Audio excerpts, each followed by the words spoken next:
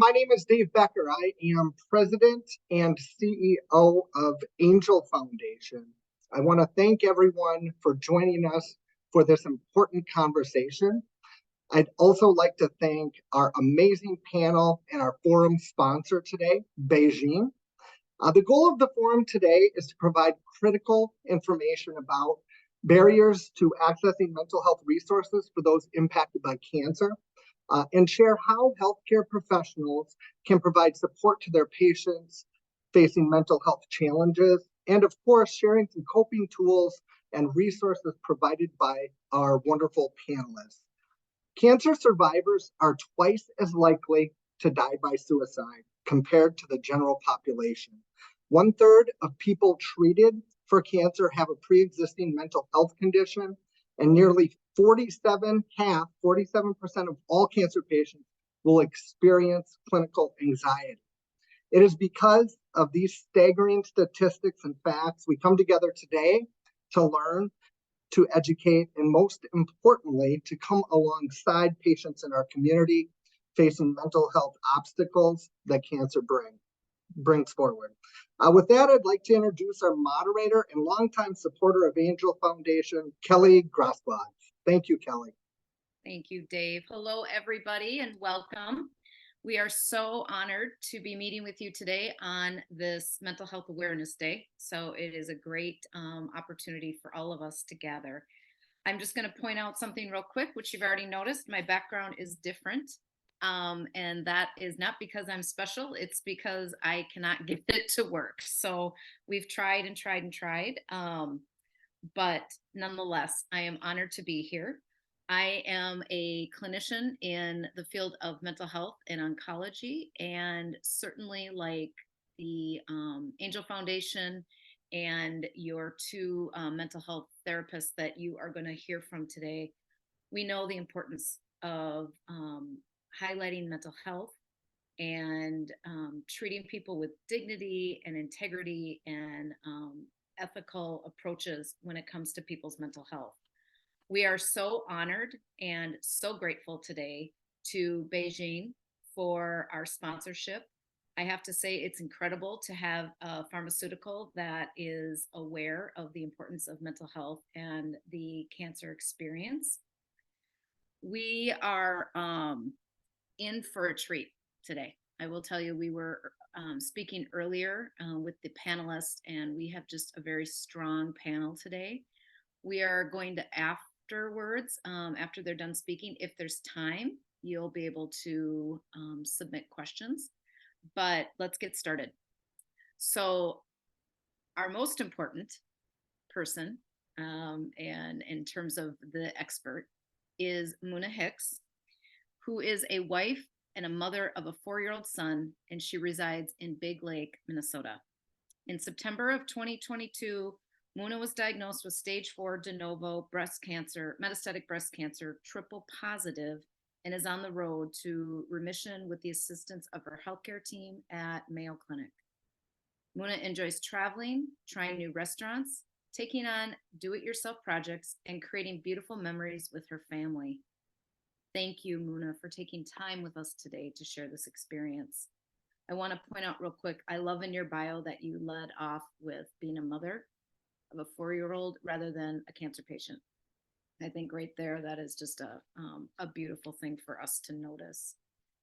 Dr. K, also known as Dr. K, is a medical oncologist who's been practicing for over 15 years in Coon Rapids and Maple Grove areas. She leads the quality program at Minnesota Oncology.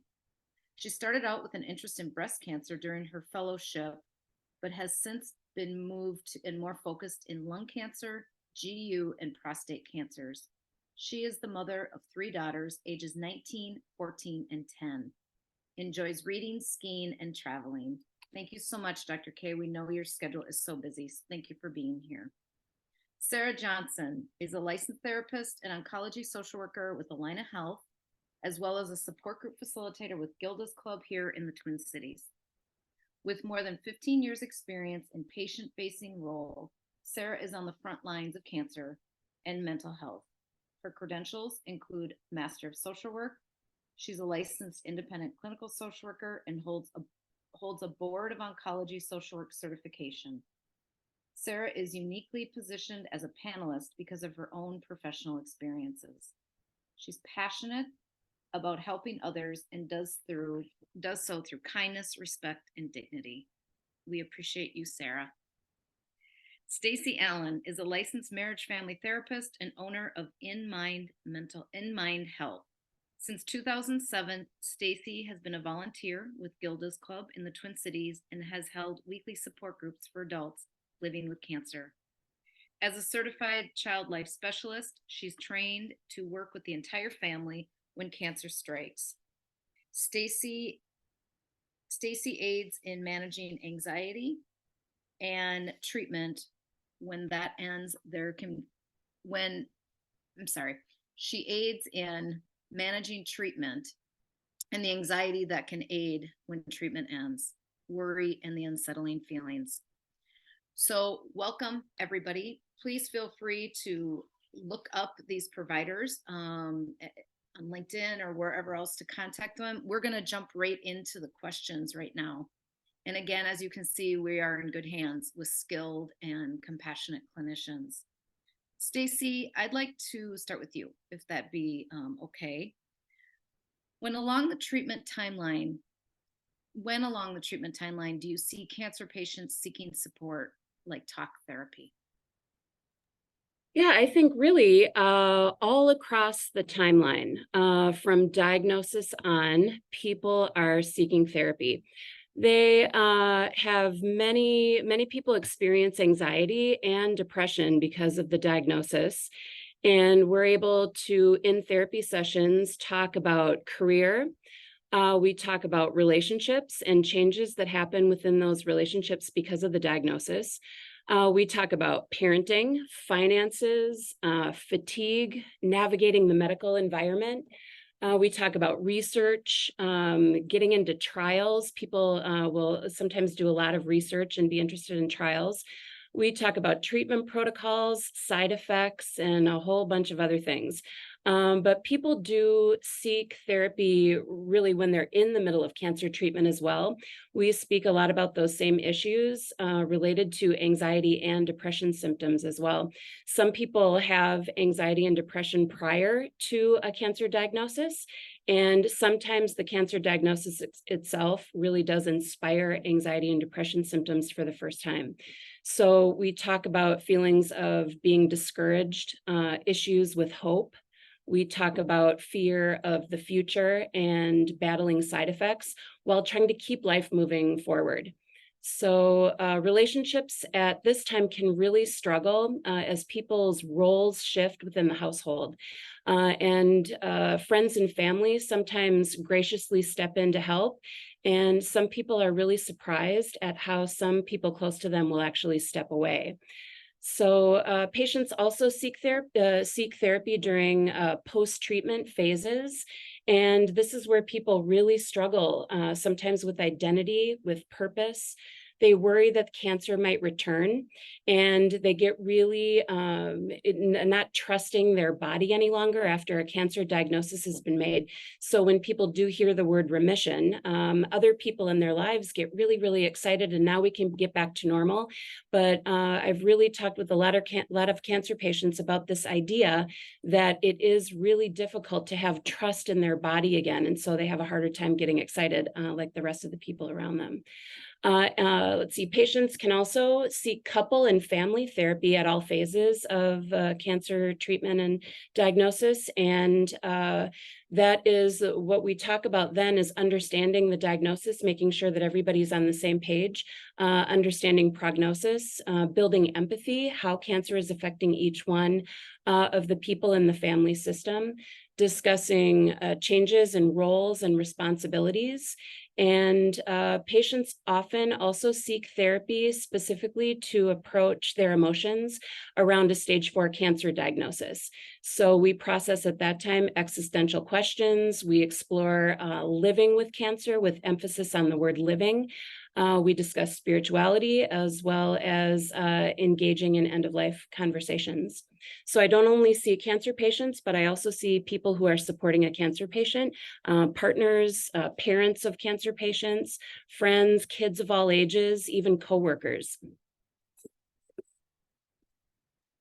Thank you, Stacy. That's a great introduction to what mental health can provide. Muna, as the patient on the panel, and as Stacy was talking, can you resonate with some of those things that she's talking about? And what has your mental health journey been like prior to and now currently in the cancer experience? Thank you, Kelly. So a lot of what Stacy had mentioned, seeking mental health in different stages. For me, the mental health, the anxiety did not hit me until like after 4 months. So being diagnosed in September, at the end of September, it was, I clearly remember it was January. My mom was here and I had this constant feeling of end of my life. That was the biggest thing that was for me, an anxiety of how it's going to turn out, reoccurrence, or I'm finally getting my treatment, it's going in good ways that we need to. My doctors are saying you're doing good and everything, but internally I was like, what's next? That was my main that triggered my anxiety. And so I did seek help from my primary care and start taking my anxiety medication. It was helping a little, but I could feel as the time goes, the feeling was not going anywhere. So that's when, I started doing therapy and taking depression medicine and so forth. So since then, gradually it has been better. Now I can think beside being like how I introduce myself. I no longer just introduce myself as a cancer patient. I have more life than outside cancer, and I'm doing good, and I may live 20, 30 years. That's what I tell everyone. Being positive. If I think about all the data that's available in Google, please don't do that. Because through my support group, through the people I've come to know, I've come to know every cancer is different.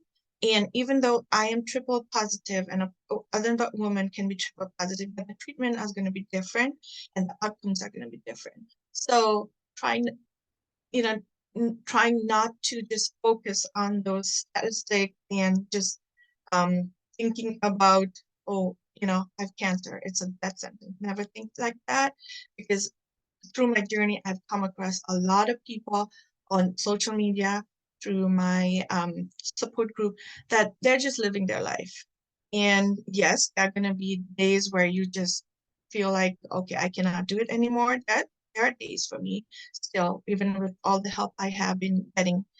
There are days that I don't want to do anything. I just want to lay down, watch a movie, or be on my phone, and that's it. And that's okay too. So, yes, it's it's like a really scary thing, but being positive, I think that has helped me a lot, and don't want to sugarcoat it. There are days where things doesn't go your way. You cry it out, and seek for your people, get into support group, and just your family. Know who is your support and who doesn't, and just go for the people who are there for you. That's beautiful. Thank you for sharing that, Una, and thank you for being so transparent about that. Maybe it's not even full days. Maybe some mornings are hard and some afternoons are okay. And thank you so much for sharing that with us. I really, really appreciate that. And you have a beautiful way of presenting. So thank you for that.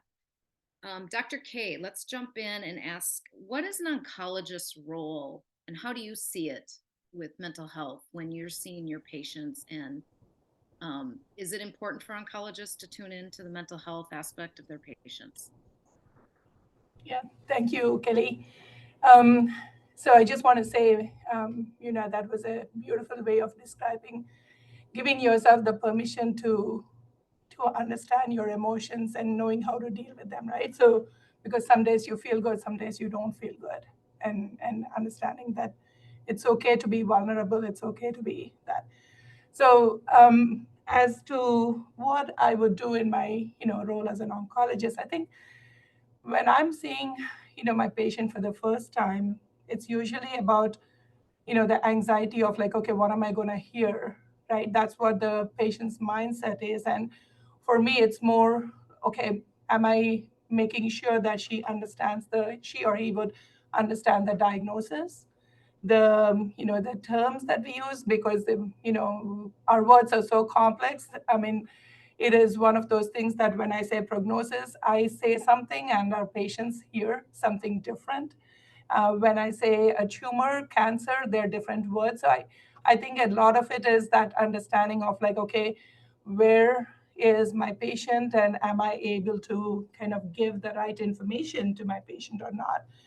And I, usually kind of try to check in to say, okay, are we understanding? Are we kind of, at the same level? Because it's hard. I mean, anxiety is something that I think is very high when they come to see us for the first time. So, do I specifically ask about depression, anxiety? We kind of talk about it more at the end because I feel like the first thing when I ask is, what is your big question? Oh, am I going to live it another year? Am I going to live another day? That's, I think, the biggest fear. And I think, trying to understand, trying to kind of, meet them that halfway or two-thirds of the way, that first visit is so important to kind of set the tone, to kind of have that trust building going forward. But I think it's an ongoing journey. I don't think, any one of us will or can say, oh, this patient will develop depression or this patient will have, this or that, because I think, to Muna's point, it's everybody is so unique. Some I have had patients with significant depression that I had to coach through to kind of even agree to the treatment and kind of again meet that halfway. Okay, what can we do to kind of handle that as well as they go through the treatment? So it is that ongoing discussion, to me. And I feel like, sometimes the fear of cancer can be worse than cancer itself. And I think that's so important to be recognized and to be able to give those resources to our patients. Thank you. And thank you for being a physician that validates mental health. I really appreciate that. For people listening that are maybe in treatment and are feeling like their mental health is doing okay now, that's really great. It's also important to remember that sometimes when treatment is over is when we'll see panic start to kick in, when you maybe, if your cancer goes 3 months between visits, or if you have a scan coming up, scanxiety, whatever that may be, don't be surprised and don't feel ashamed if it happens after, because family might be saying you should be so happy, this and that and the other, and actually we know that that can be a vulnerable time. Sarah, as a mental health practitioner in the cancer clinic, how and when do mental health symptoms present? When do you see them presenting, if there is a specific time? When do you see them presenting with the diagnosis? Yeah, I think symptoms can present anytime. I think, and I think it's important to know too that sometimes somebody might not be experiencing mental health concerns or challenges or struggles early on, and they might present later on. So I think the ongoing conversation is really important. I think initially when someone's first diagnosed, I think there can often be this emotional distress just about, what does this mean? What does my future hold? How will this be disruptive to my life? what's the plan, what's the prognosis. I think so sometimes that just anxiety, that worry, sometimes depression, difficulty sleeping often kind of presents early on. I think during treatment and during, whether or not it's chemo, surgery, radiation, there's a lot of physical side effects that I know many of you are very well aware of. And I hear fatigue and just no energy as probably, two things that really present quite a bit. That can greatly impact mood, and just the depression or loss of motivation, loss of interest, not wanting to do things. And that's sometimes hard to sort through, is this physical health, is it mental health? But they obviously really go kind of hand in hand. I think also towards the end of treatment, when treatment is ending or treatment's completed, and there's a lot of people who use the word survivorship, which I know has varying different opinions, but I think that is a lot of times when anxiety will present as well, of just this fear. There's a lot of security that patients will talk about in going through treatment, and seeing their providers regularly and having eyes on them, and not that, wanting to go daily to radiation, but there's a lot of security in that, feeling taken care of. And when that ends, a lot of times that fear, that worry, how do I transition from this? And so I think I work with a lot of people kind of at the end of treatment as well. And I think, again, sometimes there are different symptoms that present from a mental health perspective early on, and sometimes in the middle, and sometimes at the end. And I think it's okay. And I think, as Stacy and I are working with individuals to adjust approaches and how we support people depending on kind of how their symptoms are presenting and what they're struggling with. Beautiful. Sarah, since you're talking, I want to ask you if you would also elaborate a little bit on cultural identity, because I know some of the cultures may look at mental health differently. And can you talk a little bit about what you see is as a role as a clinician when working with maybe different ethnic or cultural backgrounds in mental health? Yeah, absolutely, which I think is a great question. I think it's also, as providers and anybody a part of a cancer care team, I think it's important, first of all, we learn from you, right? We learn from the patient, we learn from the individual. And as a provider, we have to educate ourselves, and we have to ask questions. And I think even basic questions of just asking what somebody considers, how do they define their culture? What does that mean? What does that look like as an individual, as a person, but then within the context of their cancer diagnosis and in the context of their mental health? I think there are, some varying different opinions and views and perspectives of mental health within cultures. And I think understanding, what has been somebody's experience growing up within their family, within their community, their culture, maybe it's also faith community or spiritual beliefs. Are there stigmas? Are there things that they've experienced? I think some cultures have maybe view mental health one way versus another way in terms of just interventions.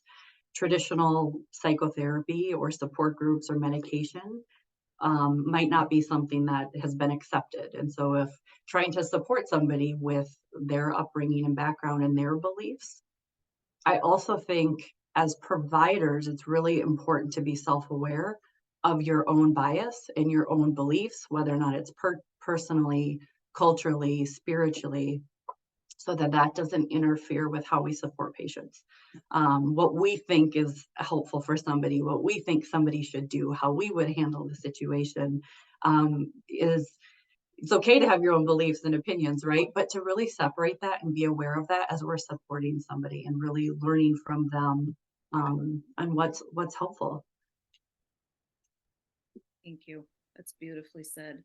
Muna, I'd like to bring you in now as somebody that's experienced this, as you've talked about. What kind of tools do you use in strategies for coping with any mental health experiences? And then I'd like to add on to that, is there anything that's been said so far that you would like to elaborate on. Knowing that, as Sarah just said, culturally, and even individuals, everybody has the same experience. And to your point, don't go to Google and look up triple positive kinds of things, because it's individualized. I'm sure Dr. K would agree with that's something that's between you and your provider. Can you talk a little bit about what you've done for mental health coping? And also, if there's anything you want to elaborate on from a patient perspective that you've heard, this would be a great time. Yeah, I can resonate a lot with the cultural difference. Myself, I'm from Nepal. So I was born and raised in a very totally different culture, where we don't share our problems with stranger. This is the first time, I should say, it's the first time ever I'm sharing my diagnosis and my mental health with this many people. I have not even posted in Facebook. So giving that example, you kind of assume like, we are very close. We don't share a lot of stuff with people. And going to a therapist, that was my biggest concern, was like, okay, I'm not from here. What is my therapist gonna know or understand? But I took a chance, and I wanted a therapist who had worked with a cancer patient. So I was lucky. I got Stacy Allen as my therapist. And you don't like those barriers. I was thinking they're not going to understand, but at the end we are human, and culture is there. But as a human, she was able to connect and tell me and guide me as my therapist. So that's how my experience has been. But definitely cultural difference plays a huge role when it comes to going for mental health. And even in US, I've seen older generation don't tend to seek so much of mental health compared to my generation or generation after me. So those are the difference I see. And I tell everyone, yes, culture difference there, but please seek help, because I think that's what has made my life so much easier, and I can see my life more clear and not just cloudy in a sad moment, being in the sad moment all the time. So yes, culture difference there, but these seek mental health. But coming to what kind of strategy I use, for me, I started doing meditation, and that has helped me a lot. It took me 3 months to get used to it. Every time I sit to meditate, my mind would go so many directions. It was crazy. Meditating was giving me more anxiety. It was not helping. But at that time, my mom is like, you need to do this. You have to do this. And another thing was, I would ask my therapist if I can, I'm having a very hard time. Can you please sneak me in? Can you please see me this week sometime? And um, you know, seeking help is one of the strategy I think I have implemented and has helped me a lot, whether it's with my therapist, with my husband, or with my friends, just sharing those things. I think that is one of the coping mechanisms that everyone can implement. Um, Beside that, I do work out. Like, I have come to know that, even if you cannot go out, just walk 30 minutes, 15 minutes, whatever you can. I know it's so hard when you're going through the treatment, but my experience has been, after I walk or work out, I have more energy. So I know it sounds weird, but personally, when people used to tell me that, I'm like, what are they talking about? I can't even get up from my couch. But yes, that will boost your mood and will make you feel better. Like, for me, it was like, okay, my body is going through so much, but thank God I can still work out. And that kind of give me a sense of, okay, I'm doing okay. It will be okay. So yeah, those are the two main thing I do. And also I have started reading self-help book, whether it's a spiritual wise or just a book that people talk about positive stuff. Just recently I was reading this book, The Big Question of Life, by Om Swami, who talks about life in such a different perspective that it will help you think, just pause and think. My problem is not the biggest problem. It will be okay. So that book recently has helped me to just board my mind and perspective. So yes, those three things have been very useful for me. Reading self-help book and meditating and just working out or going for a walk and just talking with people and connecting with people. I love that. I also love what you said, Una, because I think when you sat down and meditated at first, you were anxious. I think it's important to remember that these tools we use sometimes may be effective, sometimes they may not, but they're worth continuing to try. Sometimes you can walk 10 minutes, sometimes you might be able to walk 30. And there's nothing wrong with you on the 10-minute, right? And that we sometimes just have to keep showing up for these experiences and bring in what we can. Thank you for sharing that. And I also love that you were so real again, talking about there's some days you can't get off the couch, then there's days you can work out. Because I think most people think if they can't do the workout, then why do anything? And it's important to remember there's lots out there. Dr. K, how common is it for oncologists or oncology professionals to prescribe psychiatric medication? So, as as you were alluding to before, I think it's not like one thing will fix everything, right? So one medication is not going to fix. So I think it is a diverse things that we can do to kind of help these patients. I think the more important thing is being able to recognize that the patients are going through these concerns.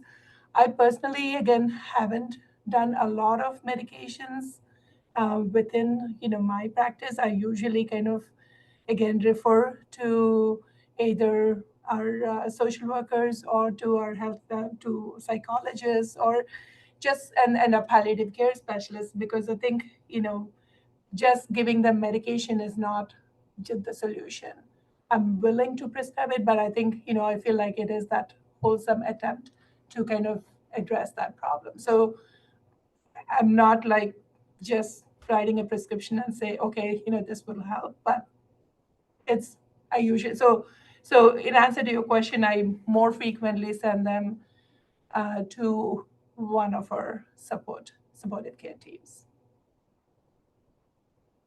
Well, and do you see that sometimes things like steroids and those things Absolutely. Right. yeah. Right. So And those are all the medications that we use for supportive care, even, for every chemotherapy every 3 weeks. The steroids affect patients in so many significant ways. And, if those are easy, I mean, those are things that we can kind of say, okay, how are you reacting to the steroids? Can we cut back on the dose? Can we add some Ativan? And those are the small adjustments that we certainly do. It's the bigger ones that, as we are talking through this, it's how do we kind of really support the whole patient. And physical therapy is one of the things that we absolutely, I always recommend, to say, when patients ask me, how active can I be? As active as you can be. Because there's a lot of data that shows that the more active you are, the better you go through chemotherapy. The physical activity kind of releases certain, hormonal substances that can help, improve overall outlook, as to how they go about day to day. So absolutely physical therapy. Again, I think if patients have a pre-diagnosed depression, let's say even prior to cancer, I think they're already, again, under treatment with their psychiatrist. So making sure we have a connection with the psychiatrist, them knowing what medications we're using, what side effects we can expect from the chemotherapy, and having that balance with the psychiatrist is really important.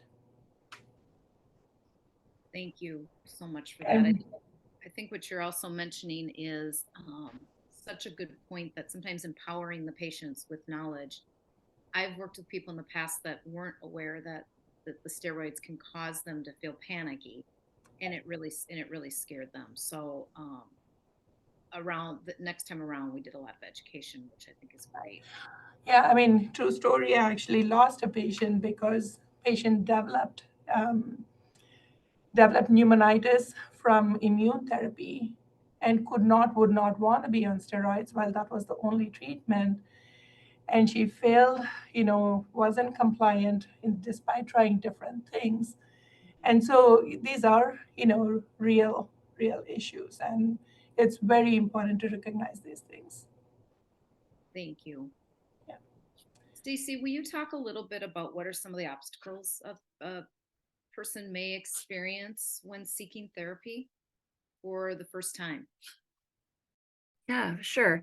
There are obstacles, for sure. A main problem that people are reporting now is just how busy mental health providers are right now. There's lots of busy schedules. People are closing their schedules to new patients. There are really long wait lists that people are on. So that is a big issue.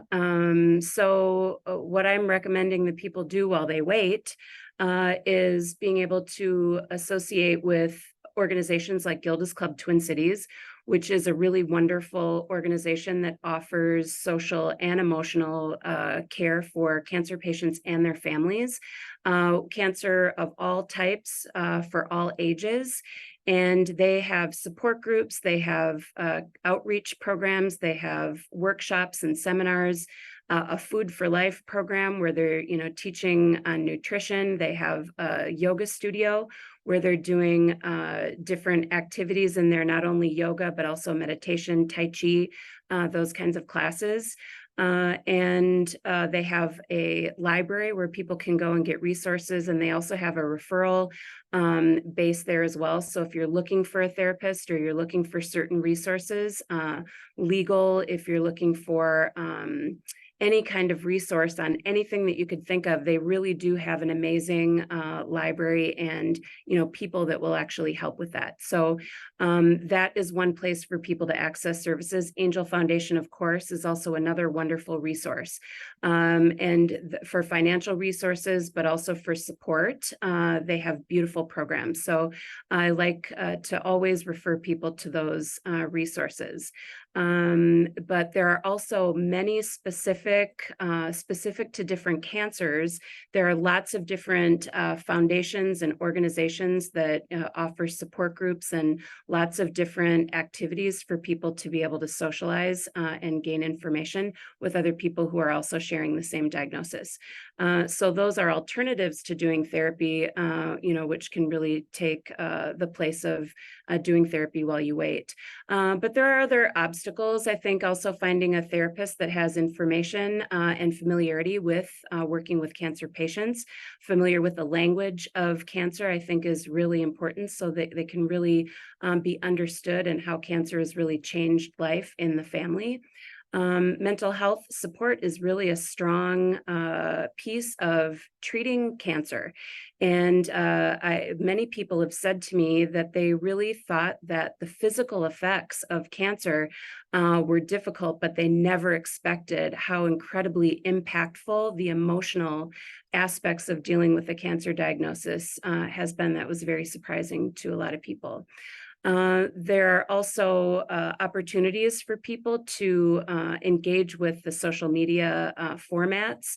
And that's just another way. I know patients have come to me and said that they got my name from a social media platform where people are making referrals that way as well. So that's another way.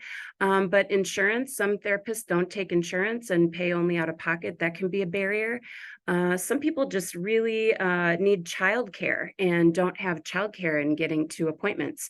Some people just really don't feel well when they have an appointment and can't make it. So that's really been the beauty of telehealth. That's been a lovely addition to kind of the normative way for people to also engage in a therapy relationship. I've had sessions with people in hospital beds. I've had sessions with people that are going through bone marrow transplant in the hospital for long periods of time, even engaging with patients when they're in hospice. So, or in their car in the parking lot during their lunch break at work. So really telehealth has been a deal changer. Thank you. I agree. Telehealth has definitely been a game changer. As much as we all didn't want it in the beginning, it certainly made it more accessible.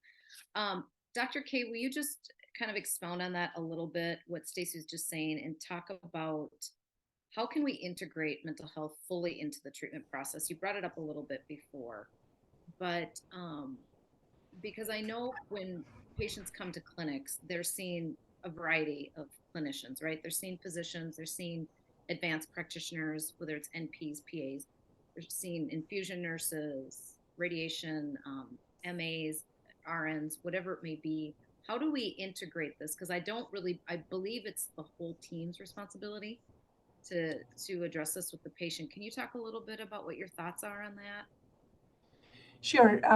So yes, I agree. I mean, it is a whole team, and sometimes, patients spend more time in the infusion room, have a really, really wonderful connection with their chemotherapy nurses, also with the, care navigators, the nurses that call them a lot more, or the front desk. And sometimes they are, um, they're so used to kind of seeing that same front desk person. Sometimes they get more comfortable with, talking to them as well. So yes, it is the entire healthcare team that should be involved in asking our patients.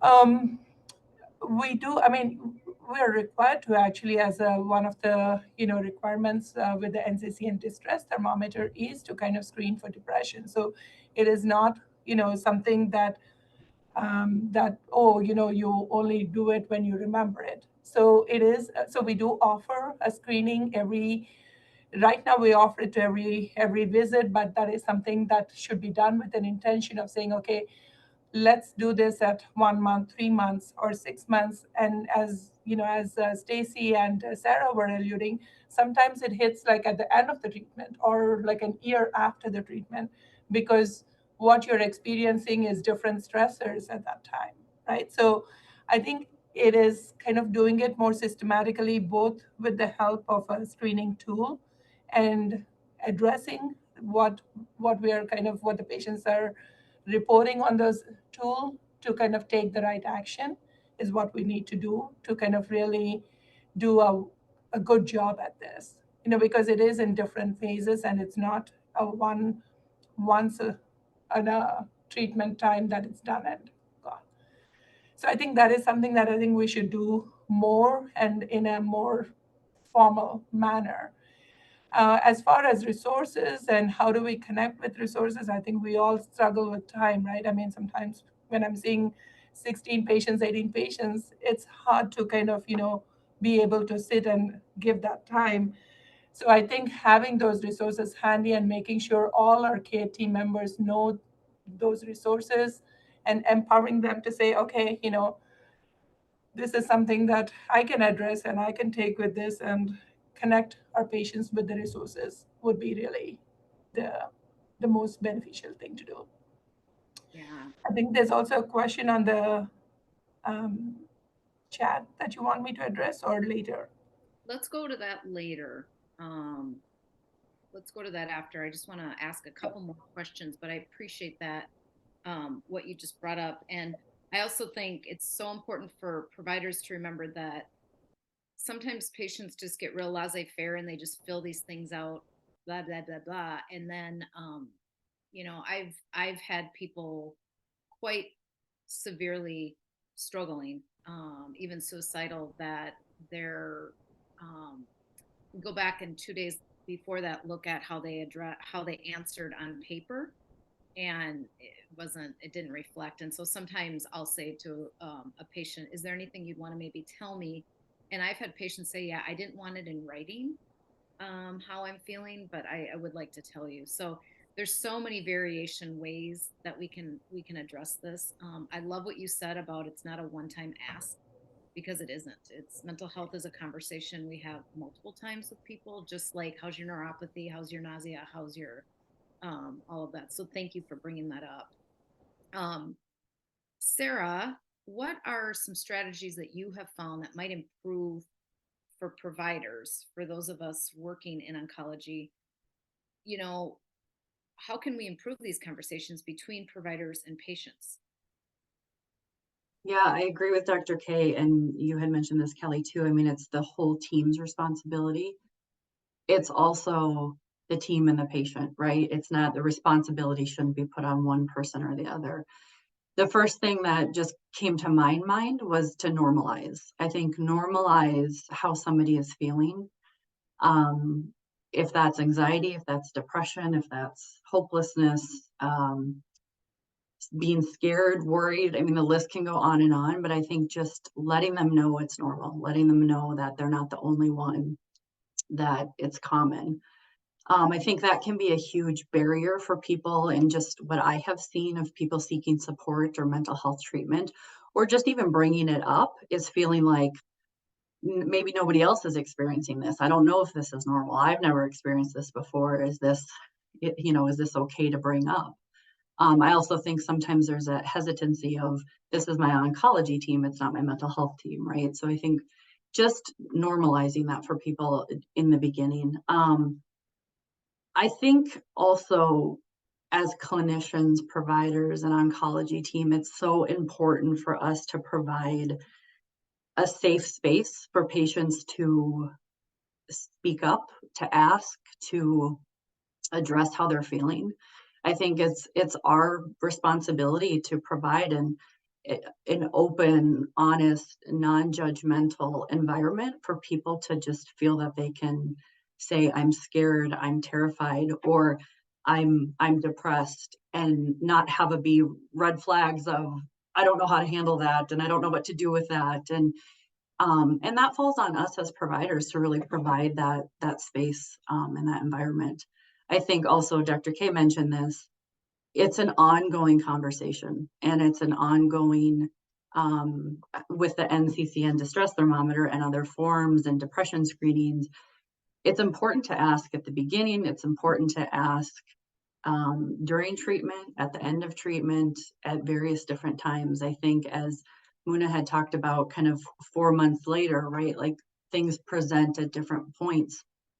And I think it's important to have that conversation ongoing. And I think the other thing I think is incredibly important is to not assume, and not assume somebody is doing well or they're not doing well. I think as providers, we can sometimes assume they're smiling, they come in, they're happy, they're dressed nice, they've got support, they're involved in their community, they have resources, they've never said anything before, they've never mentioned they're struggling. And that can get really tricky, because sometimes those people, those individuals, can be struggling the most. And so I think that responsibility is often on a patient to say what's going on, but it's also just as much on that responsibility on us as providers to ask. And I also think it takes seconds to ask somebody how they're doing, right? Are you okay? How are you coping? How are you doing? How is your mental health? How is your emotional health? Is there anything I can do to help your well-being? Is there anything I can do to support you emotionally and psychologically, in addition to physically? The number of times I've heard patients just say, my provider not only is treating my cancer and side effects, but they asked me how I was doing. That takes seconds, and the impact it has on people is profound. And sometimes it's those questions. It's not, are you anxious? Are you depressed? Do you feel hopeless? It's, how has this been for you? How are you doing? How are you holding up? And it's those questions that I think can start the conversation. I love that, Sarah. I also think, as you were talking, I was thinking about the importance of listening to hear people versus listening to respond. to people, because sometimes we want to respond right away with something. And sometimes people just need to talk. Also tune into people's caregivers. Sometimes the patient themselves doesn't know that they know they're not doing well. They can't articulate it. And sometimes the caregiver will have good insights for us as clinicians. Thank you for sharing that. I think that's beautiful. And you're right. Sometimes these things take seconds and they're so profound, these comments we make. Stacy, can you talk, you did touch on this, but can you talk a little bit about, I know that you're a group leader with Gilda's, and what does it look like to have a supportive community? What does that even look like for somebody that's going through a cancer experience? Yeah, I did run support groups for Gilda's Club for 8.5 years, but I haven't over the last year and a half or so. But that was a place where I spent quite a bit of time next to the therapy clinic. I did want to say too, Sarah, that, what you're talking about too, and Dr. K, it's really been, people will say to me a lot, all they needed to get asked was that question, how are you doing? And the floodgates really open. Many people have talked about, sitting in the clinic room, in the oncology clinic, and just, crying just because somebody finally asked them, really, how are you? Somebody in a position like that. So I do think it's a really important question to ask many times. As far as what a supportive community looks like, Kelly, I think it is, really lovely to be a part of a community like Gilda's Club, to involve, yourself in Angel Foundation and some of the other organizations in town. I think it can be really lovely to connect with other people that really do understand what it's like to live with cancer. They just understand it in a way that, friends and family just can't. We talk about compassion fatigue too, where people just get a little bit tired of being compassionate, especially for things that they really can't relate to. So I think these groups or these organizations are really important places for people to connect. But that being said, support groups and, being social around cancer is not something that is for everyone. And, just because it's helpful for some people doesn't mean that it's a requirement, just as therapy isn't necessarily a requirement because you're diagnosed with cancer. But I do think there are things, that people really can benefit from support. But I just don't want anybody to feel like, these kinds of things, being in a support group, is a requirement for having cancer. It's just really not always the way that people like to do this cancer experience. Some people really just solely rely on the information from their medical team, and they really kind of hunker down with their friends and their family, and they do what needs to be done. And for many people that can also be successful. But it's just really watching those warning signs within yourself, that you're feeling burdened or overwhelmed, feeling intensely sad, just really having difficulty engaging in the, things that you might like to normally engage in, despite fatigue, which is, definitely an issue for engagement in some of the normal social things that you may have done previously, but really paying attention to just, the mindset that you have and the way that you are, engaging in life, and paying attention to those symptoms that could potentially be anxiety or depression, and need some either social engagement or some professional conversations. I think that maybe, one more thing too I was thinking about is that social media aspect too, that community that some people do feel around some of the forums and the platforms that are available out there on social media, for some people can be very, very helpful. For some people, it can just be that thing that just really is very, very anxiety provoking. Some people find it really difficult making space in themselves for other people's cancer stories that can really be, causing more anxiety and depression symptoms. So people need to really be aware of what their boundaries need to be in order to protect their own mental health around some of these opportunities for social connection. Excellent point. Excellent point.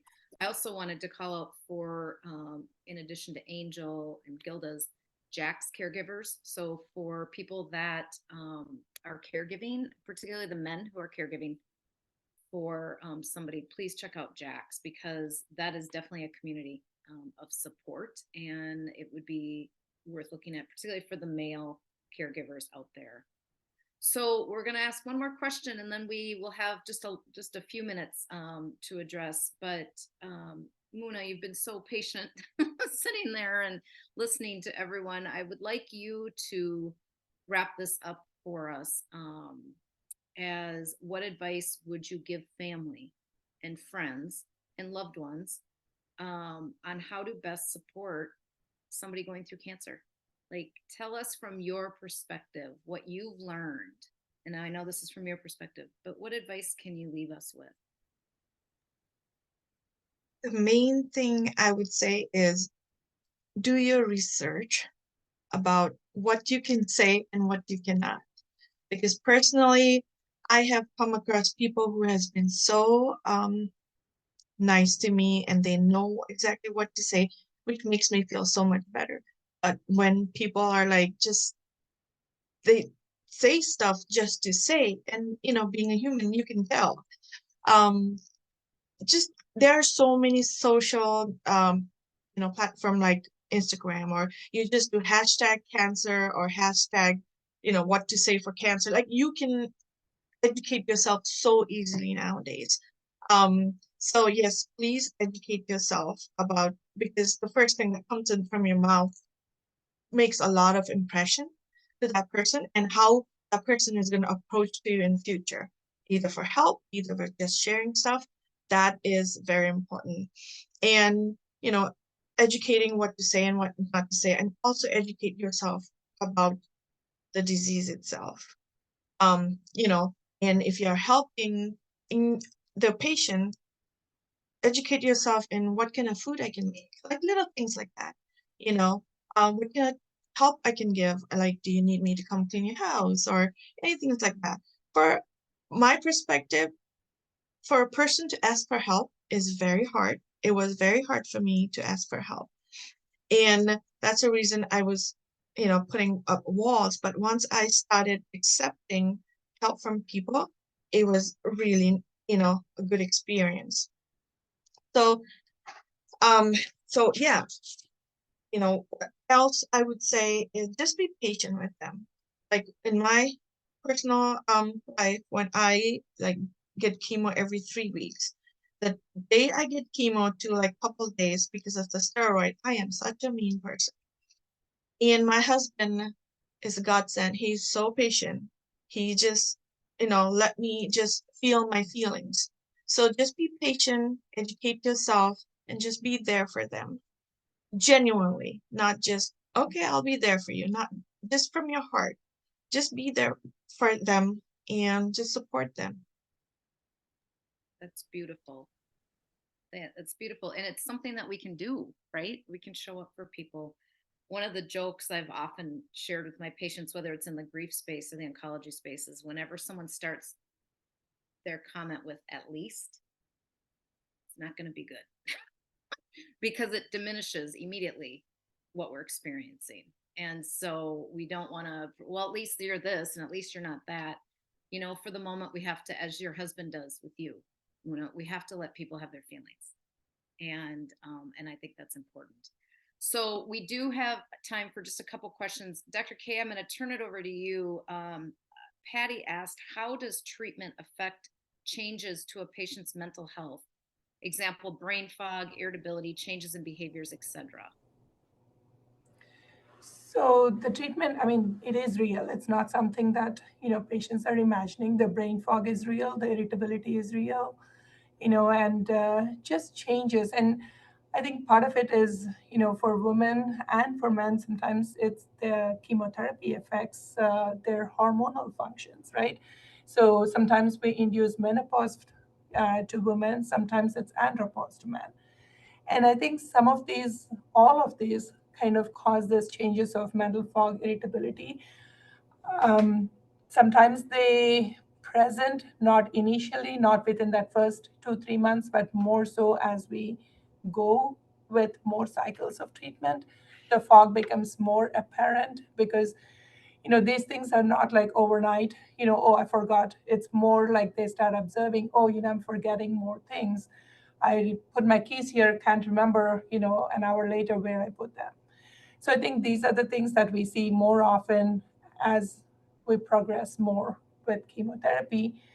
We do see some of longer-term side effects, including neuropathy, including irritability, all of this, sometimes in patients almost up to like a year, 2 years, 3 years out even,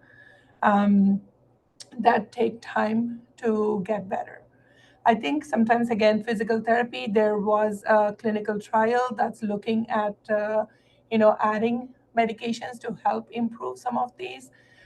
There's a lot of work being done in the alternative medicine space with addressing some of these things. So there's a lot of work being done to kind of address some of these, clinical but not clinical symptoms. I mean, it's some of those that we can't quantify, we can't put a number, we can't put a, we can't say, oh, is it your pain is 4 out of 10. Can't do that with brain fog, can't do that with irritability. So these are more subjective symptoms that patients face. And sometimes there's no good solution that, as a physician, I could offer. So I think this is where that space with, alternative medicine, physical therapy, counseling, a lot of these would help.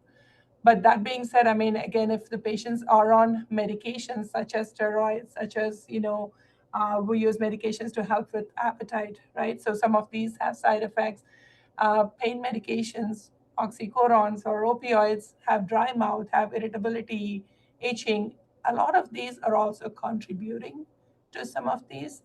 So I think just being mindful of what drugs you have been on, being mindful of where you are, what are the resources at this time that I can use are kind of the way to go. And I think I have been, sending patients to acupuncture and Reiki, and sometimes, I think these things do help with some of these symptoms. I love that we're in a space in 2023 where we believe in these things. I think it's so beautiful, right? When I first started oncology, none of that would have happened. So it's such beautiful. Our time has come now to close up, and this went fast. Again, to our panelists, Stacy, Muna, Sarah, Dr. K, thank you so much. A big shout out to Angel Foundation for seeing the importance of doing this with Beijing, and for all of you for joining us. Certainly go on to the different websites of places that have been mentioned today, knowing that the conversation doesn't stop here about mental health. Hopefully it starts here for a lot of your practices. And truly just so grateful for all of you joining us. I didn't know if Jim, if you wanted to add anything, or anybody from Angel before we get off the call. Looks like you're just gonna type it. So sorry, I added that. That was not in my script. But I just wanted to make sure that, Jim, if there was anything you wanted to add, or Mr. Dave. Kelly, I can jump in here. I just want to thank everybody for an incredible conversation. The panelists, again, thank you, Beijing. This was wonderful. Just a great conversation. I really enjoyed the chat as well. It shows the importance of the conversation. So thank you, everybody, on behalf of Angel Foundation. Thank you. Everyone, have a good day. Be well.